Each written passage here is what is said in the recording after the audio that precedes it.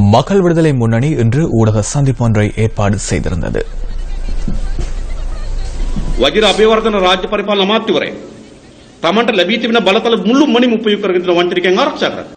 பொது நிர்வாக அமைச்சர் வஜிர அபேவர்தன தமக்கு கிடைத்துள்ள அதிகாரங்களை பயன்படுத்திக் கொண்டு ஊழல்வாதிகளை பாதுகாக்கும் வகையில் செயற்பட்டுள்ளார். அவன்கார்ட் கொடுக்கல் வாங்கல்களில் குற்றம் சாட்டப்பட்ட தமயந்தி ஜாரத்ன பொது நிர்வாக அமைச்சின் மேலதிக செயலாளராக நியமிக்கப்பட்டுள்ளார். மேலதிக செயலாளருக்கு வெளிநாடு செல்வதற்கு விடுமுறை வழங்கப்பட்டுள்ளது. எனவே அவர் வெளிநாடு சென்றமையினால் இன்று வழக்கு விசாரணைகளுக்கும் அவரை காண முடிவதில்லை.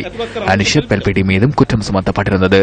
சாதாரண பணமல்ல, 600 மில்லியன் ரூபாய் மோசடி தொடர்பில் அவருக்கு குற்றம் சுமத்தப்பட்டுள்ளது. பொதுச்சொத்து அடிப்படையில் அவருக்கு எதிராக வழக்கு தாக்கல் செய்யப்பட்டுள்ளது. அமைச்சர் லக்ஷ்மண் கிரியல்லவின் வீதி அபிவிருத்தி அதிகார சபைக்கு 56 ஆலோசகர்கள் நியமிக்கப்பட்டுள்ளனர். அவர்களுக்கு வாகனங்களை வழங்கி அவற்றிற்கான எரிபொருளையும் வழங்குகின்றனர். ஒருவருக்கு மாதாந்தம் 65,000 ரூபாய் வழங்கப்படுகின்றது. சில ஆலோசகர்கள் சாதாரண பரீட்சையில் கூட சித்தியடைந்தவர்கள் அல்ல. அத்துடன் சட்டத்தரணி கிரியல்ல தமக்கு 94 இணைப்புச் செயலாளர்களை நியமித்துக் கொண்டுள்ளார். இது எவ்வாறு நல்லாட்சியாக முடியும்?